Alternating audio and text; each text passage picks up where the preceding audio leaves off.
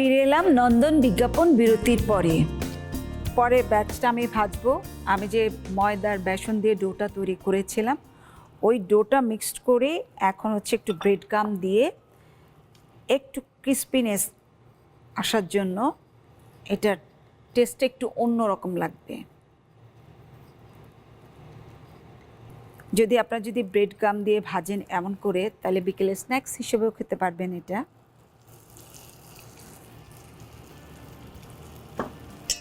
এটা হচ্ছে চট জলদি একটা স্ন্যাক্স।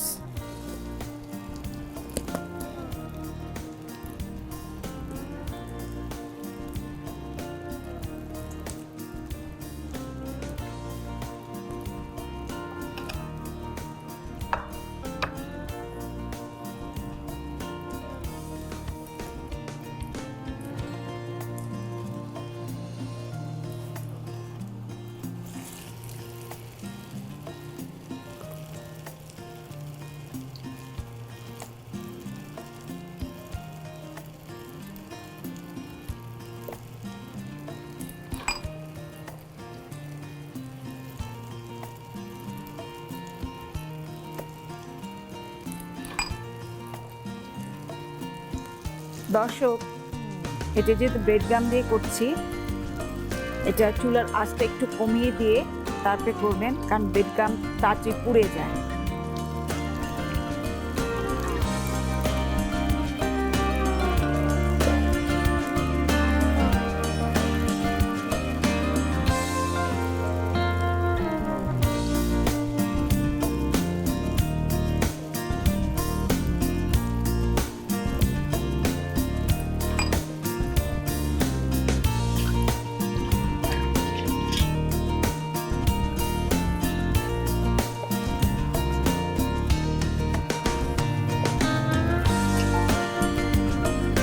আপনাদের যদি ডিপ ফ্রায়ার থাকে, ডিপ ফ্রায়ার যদি ভাজেন, তাহলে এটা আরও সুন্দর মুচমুচে কুরকুরে হবে, কালারটা অনেক সুন্দর হবে।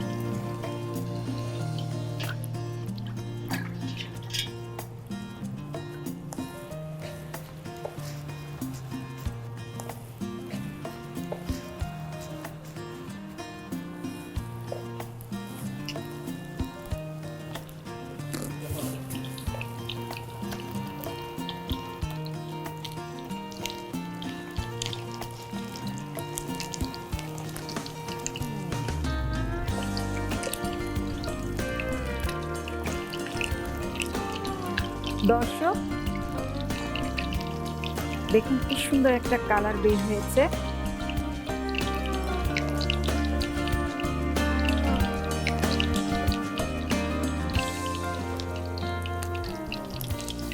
দেখুন দর্শক, এটা হচ্ছে ব্রেড গাম দিয়ে ভাজার কারণে এটার কালারটা কতটা ডিফারেন্ট এসছে।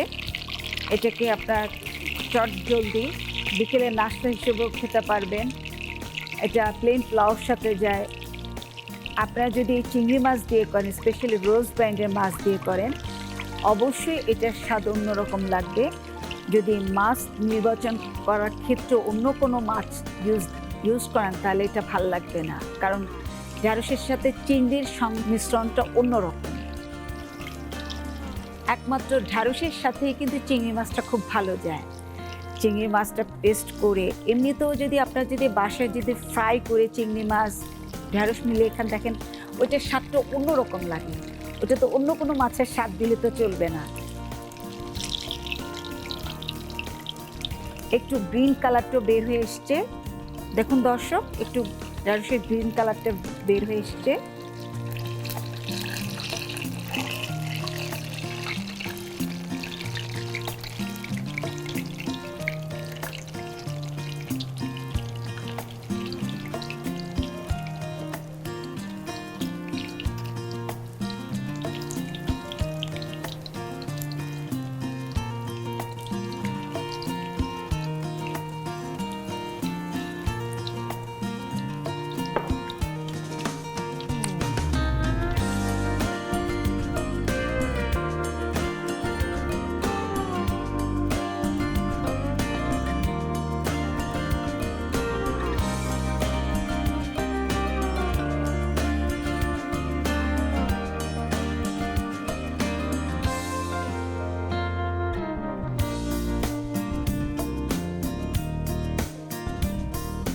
দর্শক, তৈরি হয়ে গেল আমার মজাদার পুরে ভরা ঢ্যাঁড়স ফুল, একটা বেসন দিয়ে আর একটা ব্রেড গাম দিয়ে।